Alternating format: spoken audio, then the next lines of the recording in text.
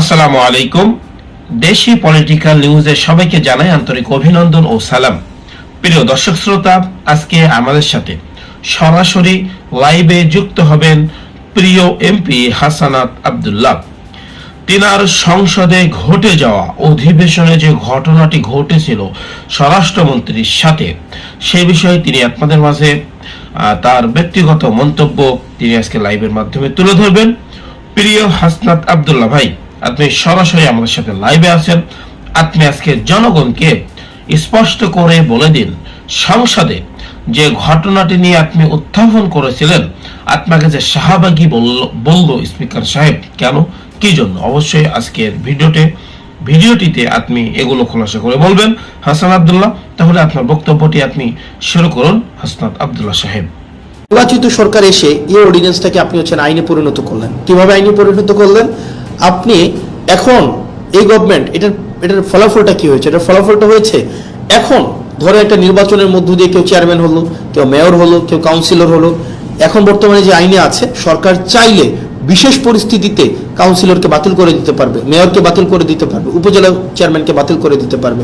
অর্থাৎ একটা নির্বাচিত একটা অংশকে সরকার চাইলে বাতিল করে দিতে পারবে। সরকারের কাছে যদি মনে হয় সে হচ্ছে ইনঅ্যাপ্রোপ্রিয়েট, তার মানে এই পুরা স্থানীয় সরকার ব্যবস্থাকে সরকারিকরণ করা হইলো, দলীয়করণ করা হইলো। আপনি নির্বাচিত হয়ে আসেন, সমস্যা নাই, আপনি যখনই সরকারের বিরুদ্ধে কোনো অবস্থান নেবেন, আপনাকে চাইলে সরকার বাদ দিয়ে দিতে পারবে। এই ধরনের একটা কালো আইন এই সংসদে পাশ করা হয়েছে, এই ধরনের কালো আইন। তার মানে মানবাধিকার কমিশন, পুলিশ সংস্কার কমিশন, গুম কমিশন, সুপ্রিম কোর্টের সচিবালয় অধ্যাদেশ, স্থানীয় সরকার রিলেটেড যে বিষয়গুলো রয়েছে, এইখানে বিএনপি যে অবস্থানটা নিয়েছে, এই অবস্থানটা জনগণের বিরুদ্ধে একটা অবস্থান, গণতন্ত্রের বিরুদ্ধে একটা অবস্থান, মানুষের জন আকাঙ্ক্ষার বিরুদ্ধে একটা অবস্থান। এখন আপনারা আমাকে প্রশ্ন করতে পারেন যে ভাই, সংসদে তো দেখি শুধুমাত্র আপনাদের আইনমন্ত্রী সালাউদ্দিন সাহেবই কথা বলেন, সংসদে দেখি আসাদুজ্জামান সাহেব আইনের ব্যাখ্যা দেন 40-45 মিনিট ধরে, সালাউদ্দিন সাহেব আমরা দেখি সেখানে 50 মিনিট ধরে কথা বলেন, আপনারা কেন কথা বলেন না?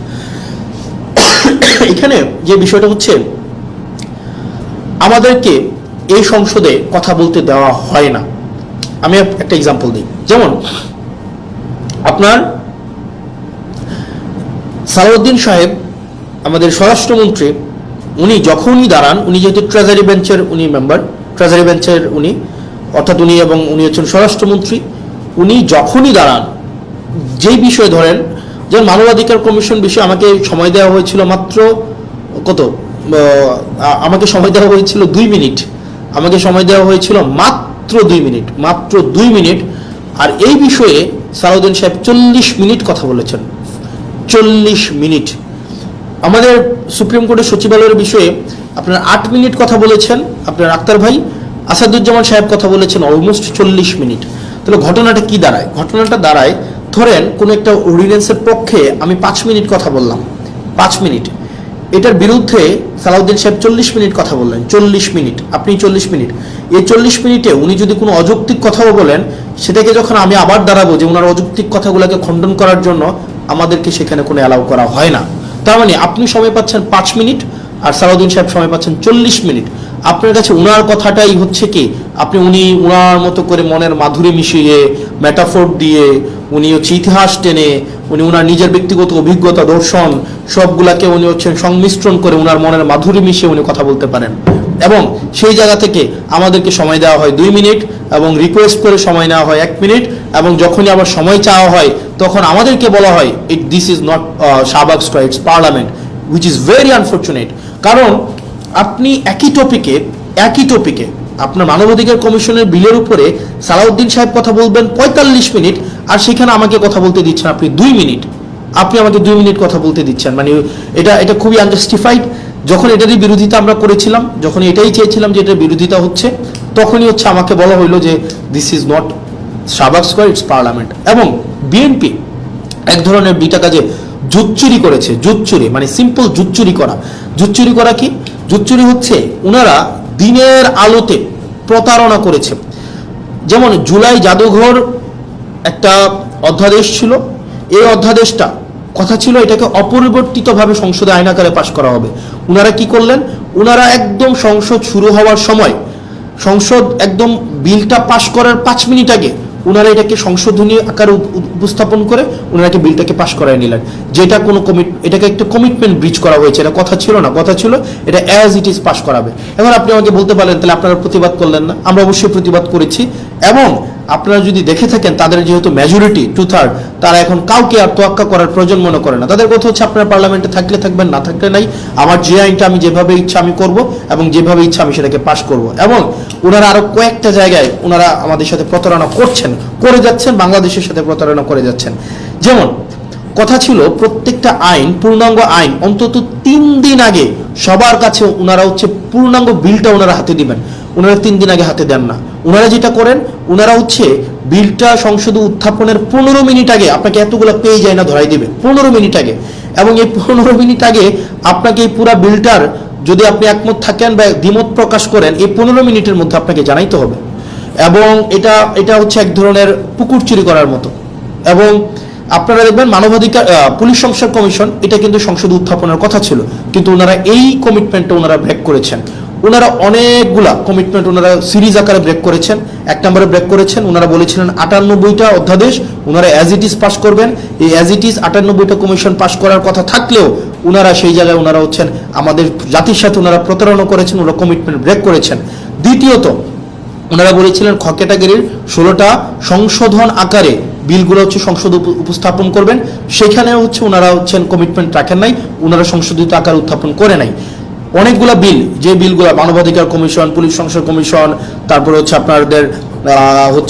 আপনার গুম অধ্যাদেশ, এই বিষয়গুলো বলেছিলেন ওনারা এই সংসদে আলোচনার জন্য ওনারা হচ্ছেন নিয়ে আসবেন, সেখানেও সবগুলা বিল ওনারা নিয়ে আসেন নাই। এখন ওনারা যেহেতু মেজরিটি, ওনারা যা ইচ্ছা তা করতে পারেন। যেমন ওনারা অ্যাসালমকে গতকাল দেখলেন, মানে বাংলাদেশের জন্য আরেকটা কালো, মানে একটা দিন, কালো দিনটা ওনারা দেখেন। অ্যাসালম, আমি সংসদে প্রশ্ন করেছিলাম বাংলাদেশের শীর্ষ 20টা ঋণ খেলাপি প্রতিষ্ঠানের তালিকা দেওয়ার জন্য। তো আমির খসরু সাহেব আপনার হচ্ছে ফিনান্স মিনিস্টার, উনি 20টা ঋণ খেলাপির তালিকা আমাদেরকে দিয়েছেন, সংসদে সেটা আছেন। এই 20টার মধ্যে 9টাই হচ্ছে অ্যাসালমের প্রতিষ্ঠান। এই অ্যাসালম ইসলামী ব্যাংক থেকে 82,000 কোটি টাকা শুধু ইসলামী ব্যাংক থেকে ওনারা হচ্ছে ঋণ খেলাপি করেছে। 82,000 কোটি টাকা ইসলামী ব্যাংক থেকে নিয়ে গিয়েছে অ্যাসালম। আপনার ইন্টারিম গভর্নমেন্ট যখন আসলো, ইন্টারিম গভর্নমেন্টের আপনার হচ্ছে যিনি গভর্নর ছিলেন, এই গভর্নর কি করলেন, এই ব্যাংকগুলোকে বাঁচানোর জন্য 36,000 কোটি টাকা রিফিল করলেন, যেন এই ব্যাংকগুলা জনগণকে এই টাকাটা দিতে পারে এবং ব্যাংকগুলোকে যেন বাঁচানো যায়। 36,000 কোটি টাকা, 36,000 CR। এখন যেটা হয়েছে, গতকাল একটা ব্যাংক অর্ডার পাস করাই নিলেন মেজরিটির বড়াই দিয়ে। ব্যাংক অর্ডারে কি আছে? অর্ডারে আছে আপনার আগের যারা মালিক ছিল, যারা ব্যাংকগুলোকে নষ্ট করেছে, যারা ব্যাংকগুলোকে একদম মানে ধ্বংস করে দিয়েছে বাংলাদেশের অর্থনীতিকে আওয়ামী লীগের সময়, এবং এই ব্যাংকগুলোকে চুরি করে টাকাগুলোকে বিদেশে নিয়ে গিয়েছে, এই ইন্টারিম গভর্নমেন্ট স্ট্রিক্ট আইন করেছিল তাদেরকে কোনোভাবে এই ব্যাংকে ফেরত আনা যাবে না। এই মালিকদেরকে আর ব্যাংক তুলে দেওয়া হবে না, কারণ ভাই তারা ব্যাংকগুলোকে নষ্ট করে দিয়ে জনগণের টাকাগুলোকে বিদেশে পাচার করে দিয়েছে। এই মালিকদের হাতে আর ব্যাংক তুলে দেওয়া যাবে না। অথচ গতকাল সরকার একটা আইন করলো, সেই আইনটা হচ্ছে কি? আইনটা হচ্ছে যদি 7% টাকা ফেরত দেয়, আপনার 36,000 কোটি টাকার 7% যদি ওনারা ফেরত দেয়, তাইলে আবার তাদের কাছে মালিকানা বুঝাই দেওয়া হবে। তাহলে চিন্তা করেন, তার মানে আপনি টাকা 82,000 কোটি টাকা মারলেন, এখন সরকার এই ব্যাংকগুলোকে বাঁচানোর জন্য আবার 36,000 কোটি টাকা দিল। এখন আপনি মাত্র 7% টাকা ফেরত দিয়ে, তার মানে হচ্ছে 2,500-3,000 কোটি টাকা ফেরত দিয়ে আপনি আবার মালিকানা পেয়ে যাবেন। তার মানে আপনি চুরির সময় চুরি করলেন, চুরি করার সময়, মানে এটা সিম্পল, এটা বোঝানো হচ্ছে যেমন যদি বলতে যাই, আপনার একটা দোকান আছে, এই দোকানে 1 লক্ষ টাকা ছিল, আপনার এই 1 লক্ষ টাকার পুঁজিটাকে বিক্রি করে দিলেন, একদম আপনার লাভ তো করলেন না, পুঁজিটাকে বিক্রি করে দিলেন, 1 লক্ষ টাকায় আপনি বিক্রি করে দিলেন, নিজের মতো করে খরচ করে ফেললেন, এই 1 লক্ষ টাকা সরাই নিলেন। তখন কি করলো সরকার, আপনার দোকানটা যেন টিকে থাকে, কাস্টমার যেন অ্যাটলিস্ট দোকানে আসতে পারে, দোকানটা যেন টিকে থাকে, সরকার আবার 50,000 টাকা ফেরত দিল, যে তোমাকে দিল যে ভাই তুমি দোকানটাকে কোনো রকমের টিকাই রাখো। সরকার আপনাকে ফেরত দিল এবং বলল কি, আগের যে মালিক যে 1 লক্ষ টাকা নিয়ে পালাই গেছে, তাকে কোনোভাবেই আর এই দোকানের মালিকানা বুঝাই দেওয়া হবে না। এখন এই সরকার কি করলো, এই সরকার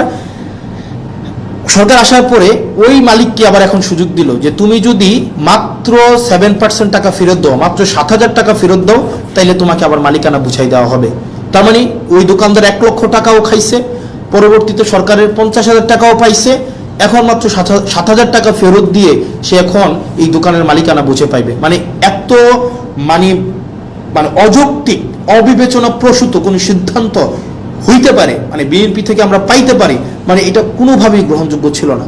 তার মানে আপনি 1.5 লক্ষ টাকা, মানে 1 লক্ষ টাকা তো এটা আপনি নিয়েই গেলেন জনগণ থেকে, সরকার আবার আপনাকে 50,000 টাকা দিল এটাকে বাঁচিয়ে রাখার জন্য, এখন মাত্র আপনি 7,000 টাকা ফেরত দিয়ে আপনি এই ব্যাংকের মালিকানা বুঝে পাবেন। সরকার এই ধরনের একটা কালো আইন করলো কাকে খুশি করার জন্য? অ্যাসালমকে খুশি করার জন্য। কাকে খুশি করার জন্য?